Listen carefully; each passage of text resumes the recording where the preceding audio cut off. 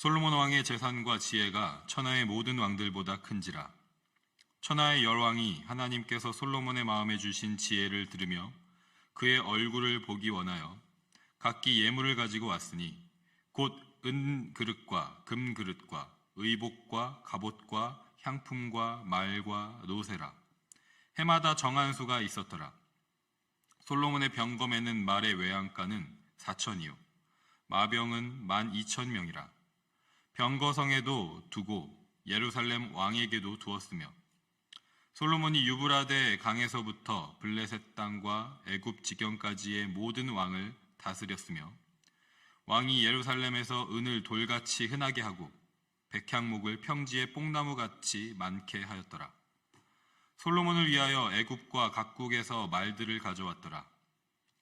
이외에 솔로몬의 시종 행적은 선지자 나단의 글과 실로 사람 아히야의 예언과 선견자 이도의 묵시책 곧 이도가 느밧의 아들 여로보암에게 대하여 쓴 책에 기록되지 아니하였느냐. 솔로몬이 예루살렘에서 온 이스라엘을 다스린 지 40년이라. 솔로몬이 그의 조상들과 함께 잠에 그의 아버지 다윗의 성에 장사되고 그의 아들 르호보암이 대신하여 왕이 되니라. 아멘. 역대하 1장부터 9장까지는 솔로몬 왕의 통치에 대해서 기록하고 있습니다. 그런데 주목할 만한 점은 1장부터 8장까지 모두 성전 건축에 대한 내용이라는 것입니다. 1장에서 하나님의 백성 이스라엘을 잘 다스리길 원하는 간절한 마음으로 하나님께 지혜를 구한 솔로몬에게 하나님은 지혜와 지식뿐만 아니라 부와 재물과 영광도 주십니다. 솔로몬은 하나님께서 주신 이 지혜와 부를 모두 쏟아부어서 성전 건축을 준비하고 마침내 여호와 하나님의 성전 건축이 완벽하게 이루어집니다.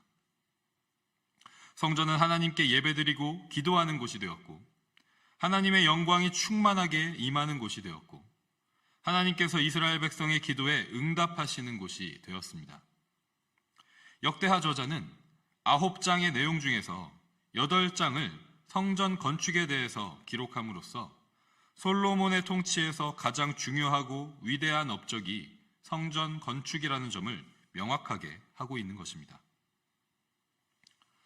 이처럼 솔로몬 왕 통치의 중심에는 성전이 있었습니다. 하나님께서 주신 지혜와 부를 온전히 성전을 건축하는 일에 사용했던 솔로몬 왕이었던 것입니다.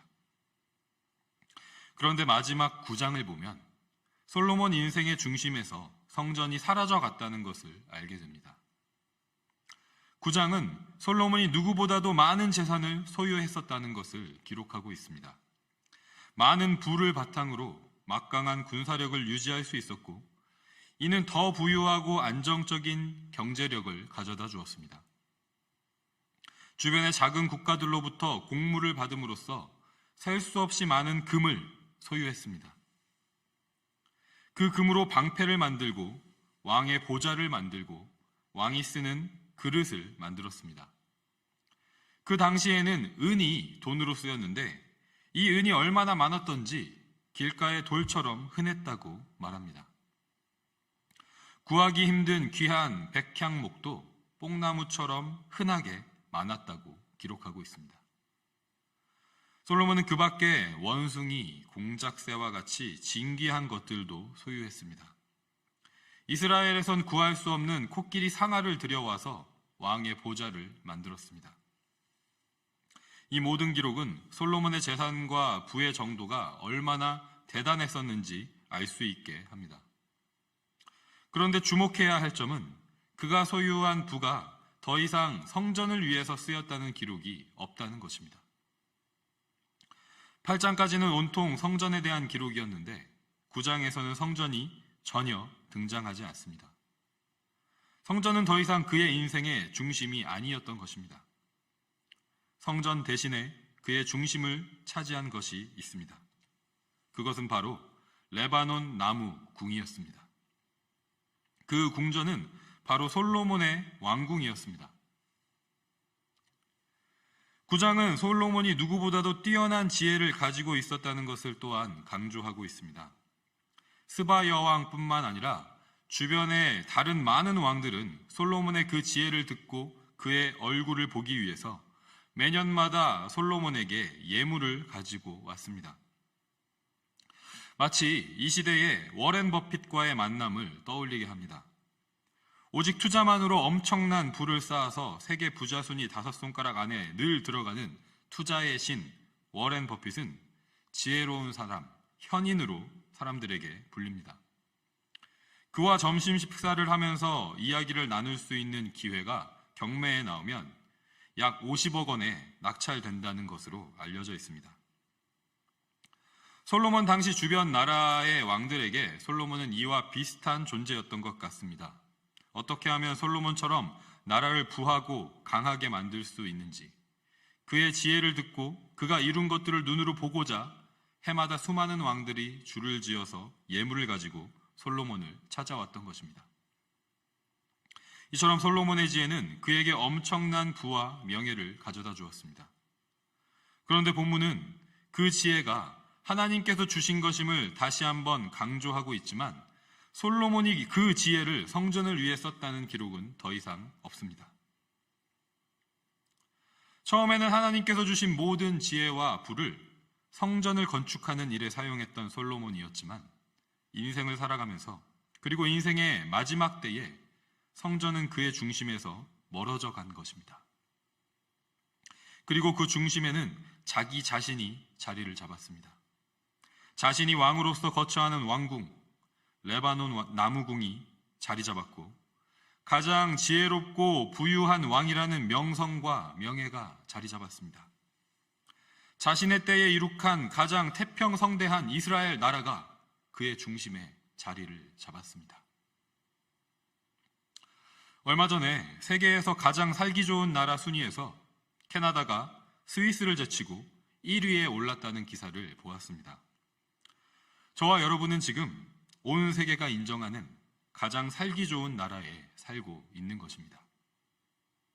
실제로 캐나다는 여러 가지 면에서 살기 좋은 나라인 것이 사실입니다. 제가 밴쿠버에 있을 때는 밴쿠버가 정말 살기 좋은 곳이라는 표현을 천국보다 하나 못하다는 의미에서 999국이라고 부르는 말도 있었습니다. 많은 사람들이 인정하고 또 살기 원하는 곳에서 살 수 있다는 것은 분명 감사한 일일 것입니다. 하지만 이 시대 사람들이 인정하는 가장 살기 좋은 나라 캐나다 혹은 솔로몬 통치 때에 이룩한 태평성대한 이스라엘도 영원한 소망이 될 수 없다는 것을 우리는 예수님의 말씀을 통해서 다시 한번 기억해야 할 줄로 믿습니다. 예수님께서는 가장 큰 부를 가진 솔로몬이 모든 영광으로 입은 것도 드레핀 백합화 하나만도 못하다고 말씀하십니다. 스바 여왕이 솔로몬의 지혜를 들으려고 땅끝에서부터 찾아왔지만 솔로몬의 지혜보다 더 큰 지혜가 예수 그리스도께 있다고 말씀하십니다. 우리가 소망하며 살아가야 할 인생은 어떤 삶일까요? 우리가 다음 세대에 물려주어야 할 가치 있는 것은 무엇일까요? 평생 먹고 살 수 있는 재산을 물려주면 되는 것일까요? 많은 사람들에게 존경받는 명예를 물려주면 되는 것일까요? 세계에서 가장 살기 좋은 나라, 캐나다의 시민권과 영주권을 물려주면 되는 것일까요? 솔로몬은 겉으로 보기엔 가장 화려하고 부유한 왕국을 르호보암에게 물려주었지만 그 왕국은 분열되고 말았습니다. 여호와 하나님의 성전이 더 이상 중심에 있지 않은 나라가 되고 말았습니다. 사랑하는 성도 여러분, 우리가 변함없이 성전을 지어가는 삶, 성전을 향하여 기도하는 삶을 살아가기를 소망합니다. 하나님은 성전에 갇히시지 않는 크고 크신 하나님, 온 만물과 우주의 창조자이심에도 하나님의 영광을 성전에 두시겠다고 약속하셨습니다. 그곳에서 예배하는 하나님의 백성들과 함께 하십니다. 그들이 성전을 향하여 기도할 때 들으십니다.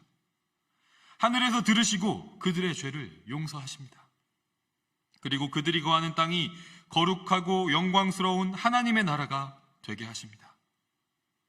영원한 사랑과 영원한 소망과 영원한 생명이 있는 진정한 천국을 이루게 하십니다. 이것이 우리가 살아가야 할 삶, 우리가 물려주어야 할 삶인 줄 믿습니다. 오늘 말씀을 통해서 변함없이 성전이 중심되는 삶, 하나님의 나라가 중심이 되는 삶을 살아가는 우리 에드먼튼 한인장로교회 모든 공동체, 모든 하나님의 백성, 지체들 다 되시기를 주님의 이름으로 간절히 축복하고 소망합니다.